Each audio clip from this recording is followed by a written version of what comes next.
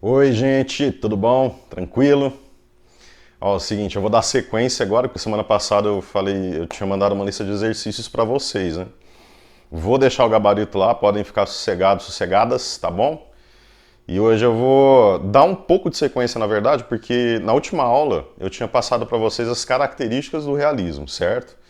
Então a gente tinha feito uma introdução ao realismo, eu tinha mostrado essas características, que é o que vocês vão retomar do caderno de vocês, que deve ter tudo no resuminho lá, tudo bonitinho e tal. E eu parei no começo desse realismo lá em Portugal para a gente poder falar da Antero de Quental, né? Então é rapidão aqui hoje, para vocês poderem fazer exercícios depois e eu mandar esses gabaritos para vocês caso haja dúvida e tal, e vocês vão me interagindo comigo também. Lá em Portugal começa em 1865 o realismo, também já falei sobre isso, mas vou retomar. Quando rolou um fight ali, né? Rolou uma polêmica entre os autores da época do romantismo e os autores que estavam surgindo ali, que eram os da época do realismo mesmo. Por exemplo, Antero de Quental, que nessa época era muito jovem, né? Só que aconteceu o seguinte, a gente até falei para vocês sobre uma palestra que vai ser dada em 1871 pelo Eça de Queiroz, nas conferências do Cassino Lisbonense, em que ele faz uma análise do que é o realismo da seguinte forma. O romantismo era a apoteose do sentimento, o realismo é a anatomia do caráter, é a crítica do homem, é a arte que nos pinta nossos próprios olhos para que saibamos se somos falsos ou verdadeiros e para condenar o que houver de mal em nossa sociedade. Então, quer dizer, ele fala, ó, né, de uma forma geral, o romantismo é o sentimento, é o auge do sentimento. Agora, o realismo não, o realismo é a anatomia do caráter. Ele usa a palavra anatomia, até porque nessa época eles eram muito influenciados pelo cientificismo, né? E a anatomia do caráter no sentido de que quando você se depara com uma obra realista, por exemplo, eu falei com vocês da Cartomante do Machado de Assis ali. Quando a gente lê uma obra realista, a gente acaba tendo um contato mais profundo com características que nos fazem humanos, né? Só que essas características são características nem sempre positivas, porque o realismo é mais crítico, é a crítica do homem. Então ele vai mostrar o que tem de mais profundamente negativo, muitas vezes, no homem.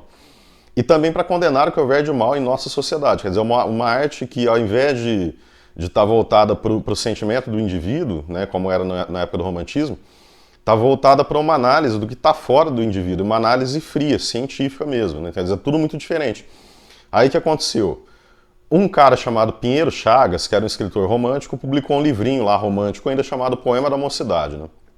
E o Antônio Feliciano de Castilho, que nessa época já estava idoso, inclusive, fez o pós-fácil desse livro elogiando as qualidades do livro e tudo, porque era um livro romântico, né? E aproveitando o espaço para puxar as orelhas de um grupo de estudantes de Coimbra, né, que era o grupo liderado pelo Antero de Quental.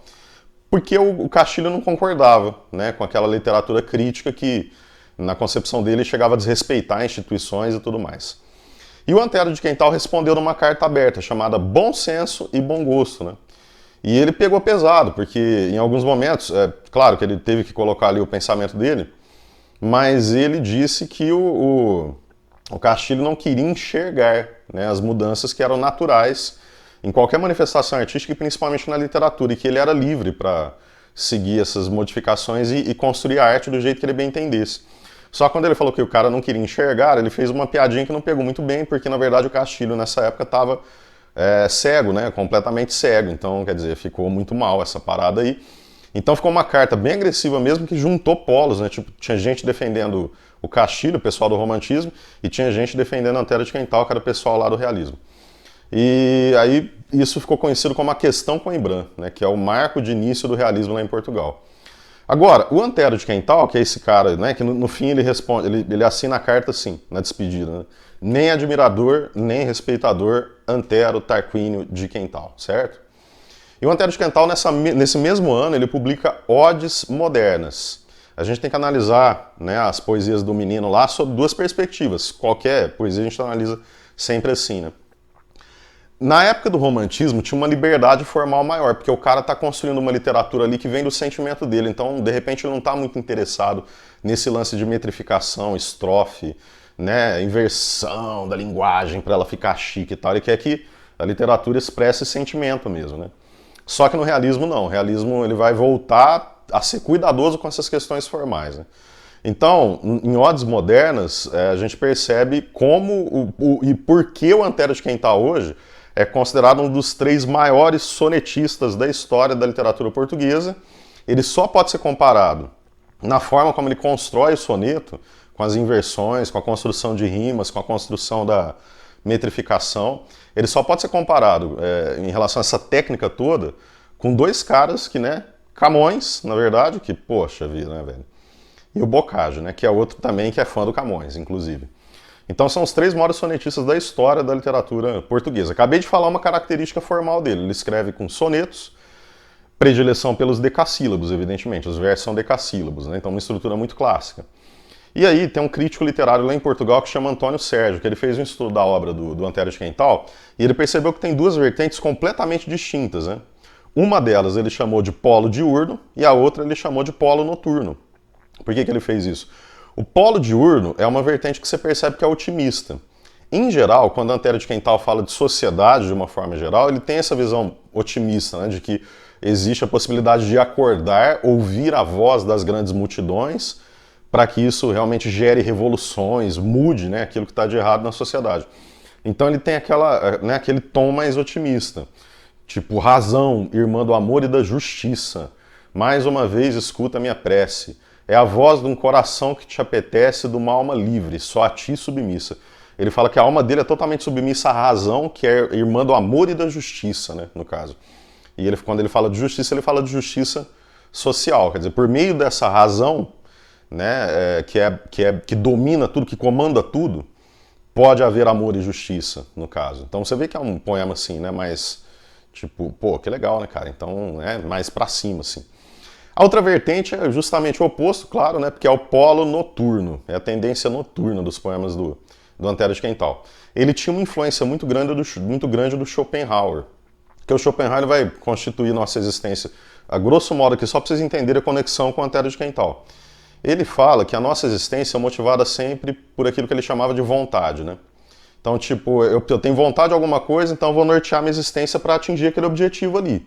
Eu quero tal coisa, estou existindo para alcançar aquilo ali. E na verdade eu não quero uma coisa só, eu quero várias. Só que o Schopenhauer analisa o seguinte: se a gente é motivado pela nossa vontade, isso quer dizer que está sempre faltando alguma coisa, né? Ou seja, o que ele chama de felicidade, na verdade, é só a ausência do sofrimento, mas é uma ausência que é momentânea. Porque ele fala que como a gente sempre tem vontade de alguma coisa, está sempre faltando alguma coisa, a nossa existência é muito mais marcada pela frustração, né, do que pela felicidade, certo? Aquela visão bem pessimista do Schopenhauer mesmo.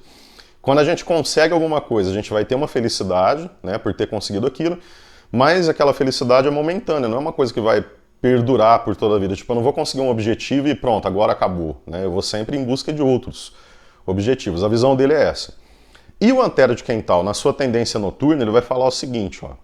Tem um poema dele muito conhecido, chama A Germano Meirelles, que é o que tem na apostila de vocês, e ele já começa assim: só males são reais, só dor existe.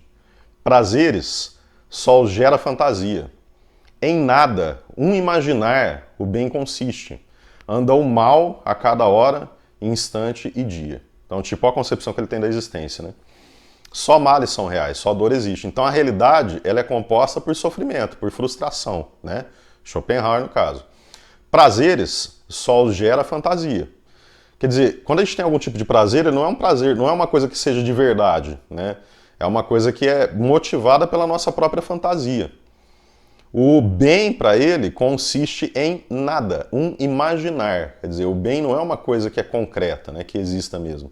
É o mal que anda a cada hora, instante e dia. Então, uma visão realmente muito pessimista. Tudo é soneto, mas assim, você vê que é o seguinte, né? Resumindo a ópera aqui. Quando ele fala de sociedade, quando as poesias são mais sociais, ele tem esse tom otimista, a gente vai estar lá no polo diurno. Quando ele fala de indivíduo, de ser humano, que ele vai fazer a anatomia do caráter lá do ser humano, né? Ele não vai falar de sociedade, aí ele é realmente bastante pessimista. Isso configura o chamado polo noturno, tá? E aí é só fazer exercício que eu vou mandar o gabarito para vocês. Se tiver alguma dúvida, claro que vocês podem interagir comigo pelo canal que a gente tem aberto lá. E um abraço muito grande para vocês de longe aqui, né? E mantenham cuidado aí, tá bom? Mantenham cuidado, porque a gente vai conseguir sair dessa se a gente conseguir, né, ter esse cuidado um pouco mais estendido aí. logo tamo de volta, né? Pessoal, abraço e até. Tchau, tchau. Ah, filha da puta, eu não tô acreditando, mano.